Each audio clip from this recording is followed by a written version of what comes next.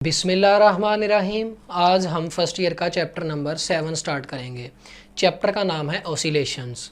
तो इस चैप्टर में सबसे पहले ऑसिलेटरी मोशन और पीरियोडिक मोशन का कॉन्सेप्ट आता है। हमारे इर्द गिर्द बहुत सारी ऐसी मिसालें हैं जिनमें पार्टिकल जो हैं वो अपनी मोशन को रिपीट करते हैं। ऐसी मोशन को हम पीरियोडिक मोशन कहते हैं। तो पीरियोडिक मोशन में पार्टिकल जो है वो अपनी मोशन को रिपीट करने के लिए एक ख़ास वक्त लेता है। तो पहले डेफिनेशन की बात करते हैं।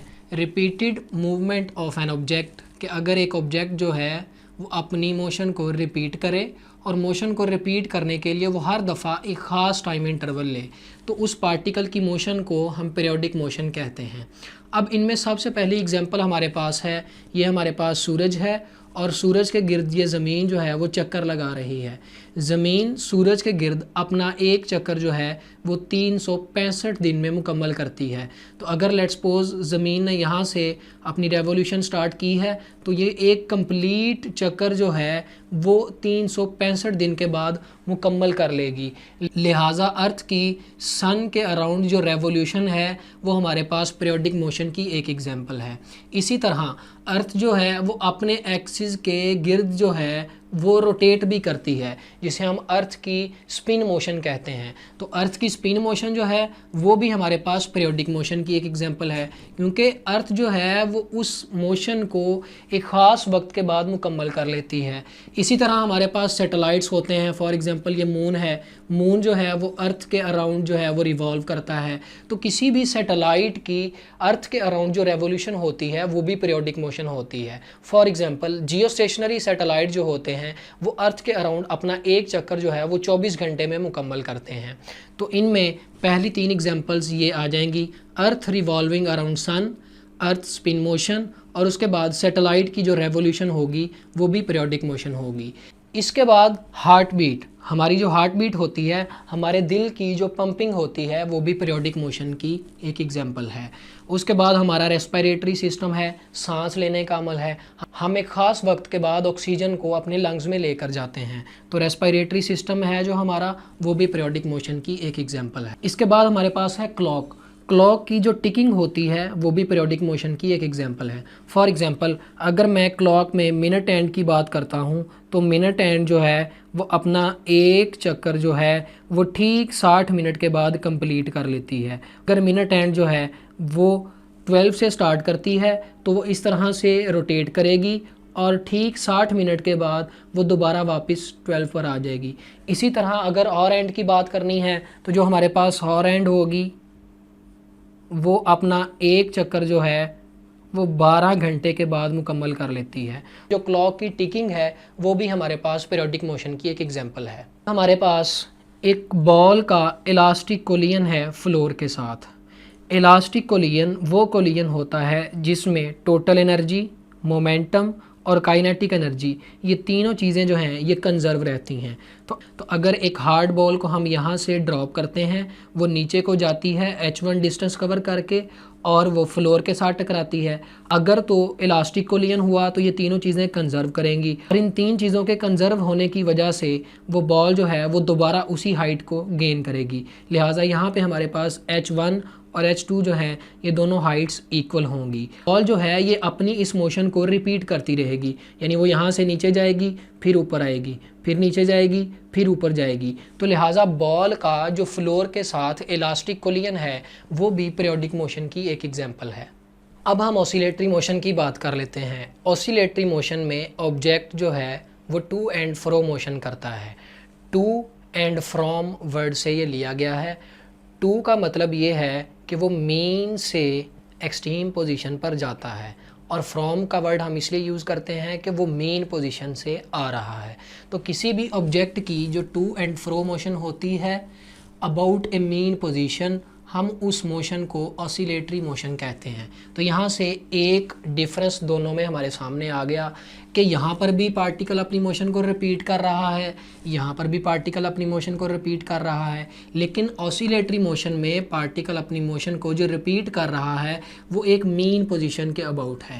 यानी पीरियोडिक मोशन में मीन पोजीशन का कोई कॉन्सेप्ट नहीं है। अगली बात कि हम किसी भी ऑब्जेक्ट में ऑसिलेशंस कैसे प्रोड्यूस करवाते हैं। तो ऑसिलेशंस प्रोड्यूस करवाने के लिए हम उस ऑब्जेक्ट को उसकी मीन पोजीशन से एक डायरेक्शन में या इस तरफ ले जाते हैं या इस तरफ ले जाते हैं, और जब हम उस पार्टिकल को मीन पोजीशन से एक साइड पर ले जाकर फ्री करते हैं तो वो ऑब्जेक्ट जो है वो to and fro motion start कर देता है, यानी वो ऑसिलेशंस शुरू कर देता है।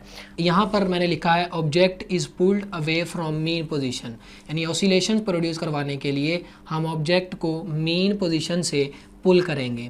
यहाँ पर हमारे पास दो पोजीशंस आ गई, एक हमने बात की मीन पोजीशन की, उसके बाद हमारे पास एक्सट्रीम पोजीशन आ गई। तो जब भी पार्टिकल एक्सट्रीम पोजीशन से मीन पोजीशन की तरफ जाएगा तो वो हमेशा रीस्टोरिंग फोर्स की वजह से जा रहा होगा, और उसके बाद जब भी पार्टिकल मीन से एक्सट्रीम पोजीशन की तरफ जा रहा होगा तो वो इनर्शिया की वजह से जा रहा होगा। ऑसिलेटरी मोशन में पहली एग्जांपल मैंने ये सिंपल पेंडुलम की लिखी है। इसमें ये बॉब जो होता है हम इसको मीन पोजीशन ए से यहाँ से होल्ड करके इधर लेकर जाते हैं और यहाँ से इसको फ्री कर देते हैं। अब ये पार्टिकल जो है वो बी से ए पर आता है, किस वजह से? रीस्टोरिंग फोर्स की वजह से, extreme to mean position restoring force की वजह से ये बॉब आएगा। और जब ये बॉब ए से सी पोजीशन पर जाएगा, यानी मीन से अगली एक्सट्रीम पोजीशन तक जाएगा, तो किस वजह से जाएगा? इनर्शिया की वजह से जाएगा। तो यहाँ पे ए मेरे पास मीन पोजीशन है इस बॉब की, और बी और सी जो हैं वो एक्सट्रीम पोजीशंस हैं। तो ये बॉब जो है ये इस ए पोजीशन मीन पोजीशन के about to and fro motion कर रहा है, लिहाजा इस बॉब की जो मोशन है इसे हम ऑसिलेटरी मोशन कहते हैं। इसके बाद मैस स्प्रिंग सिस्टम है। मैस एक होता है जिसको हम स्प्रिंग के साथ अटैच कर लेते हैं, तो ये मैस की जो है ये मीन पोजीशन है। हम इस मैस को इस मीन पोजीशन से या तो टुवर्ड्स राइट ले जाते हैं या टुवर्ड्स लेफ़्ट ले आते हैं। तो जब हम इस मैस को टुवर्ड्स राइट ले जाकर लेट्स सपोज इस पोजीशन पर जाकर यहाँ से फ्री कर देते हैं, तो ये मैस जो है ये इस एक्सट्रीम पोजीशन से वापस इधर मेन पोजीशन की तरफ आता है। किस वजह से? रीस्टोरिंग फोर्स की वजह से। फिर ये मैस इधर मेन पोजीशन से अगली एक्सट्रीम पोजीशन की तरफ चला जाता है, किस वजह से? इनर्शिया की वजह से। तो मैस स्प्रिंग सिस्टम जो है वो भी ऑसिलेटरी मोशन की एक एग्जाम्पल है। एक आला होता है ट्यूनिंग फोक। ट्यूनिंग फोक जो है उसके दो सिरे होते हैं जिनको हम प्रोंग्स कहते हैं। तो जब हम ट्यूनिंग फोक की प्रोंग की किसी भी चीज़ के साथ टक्कर करवाते हैं तो इसकी ये जो प्रोंग होती है ना, ये भी अपनी इस मीन पोजीशन के अबाउट ऑसिलेट करती हैं। लेट्स सपोज एक इनकी पोजीशन ये आ गई, एक इनकी पोजीशन ये आ गई। तो अगर मैं इस प्रोंग को किसी चीज़ के साथ टकराऊंगा तो ये प्रोंग जो है ये अपनी इस मीन पोजीशन ए के अबाउट जो है वो टू एंड फ्रो मोशन करेगी, यानी कि जो हमारे पास ट्यूनिंग फोक की प्रोंग्स हैं उनकी जो मोशन होती है वो भी ऑसिलेटरी मोशन की एक एग्जांपल है। Alternating current. अल्टरनेटिंग करंट जो है उसका ग्राफ जो है वो कुछ इस तरह का होता है। ये हमारे पास मेन पोजीशन होती है, ये पॉजिटिव एक्सट्रीम पोजीशन होती है और ये नेगेटिव एक्सट्रीम पोजीशन होती है। और जो अल्टरनेटिंग करंट होता है उसका ग्राफ कुछ इस तरह से होता है। तो ये देखें इसमें क्या हो रहा है, इस मेन पोजीशन के अबाउट जो है वो मोशन की रेपिटिशन हो रही है, टू एंड फ्रो मोशन हो रही है, लिहाजा अल्टरनेटिंग करंट जो है वो भी हमारे पास ऑसिलेटरी मोशन की एक एग्जांपल है। ऑसिलेटरी मोशन और पीरियोडिक मोशन को समझने के बाद हम यहाँ से कुछ पॉइंट्स बना लेते हैं।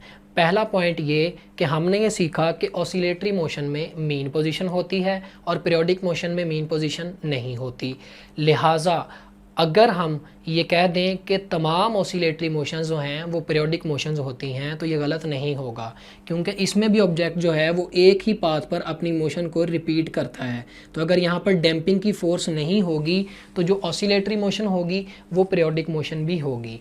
अब हम अगर बात करें कि क्या तमाम पीरियोडिक मोशंस ऑसिलेटरी मोशंस हो सकती हैं, तो नहीं हो सकती। क्यों? क्योंकि ऑसिलेटरी मोशन में मीन पोजीशन का कॉन्सेप्ट है और पीरियोडिक मोशन में मीन पोजीशन का कॉन्सेप्ट मौजूद ही नहीं है। इसके बाद सिंपल हार्मोनिक मोशन होती है। जो सिंपल हार्मोनिक मोशन है वो ऑसिलेटरी मोशन का ही एक स्पेशल केस होता है, लिहाजा अगर मैं ये कह दूं कि तमाम simple harmonic motions periodic motions होती हैं तो ये गलत नहीं होगा। क्यों? क्योंकि हमने कहा कि तमाम ऑसिलेटरी मोशंस क्या होती हैं? पीरियोडिक होती हैं। तो अगर simple harmonic motion oscillatory motion का ही एक स्पेशल केस है तो जितनी भी सिंपल हार्मोनिक मोशंस होंगी वो सब की सब पीरियोडिक भी होंगी।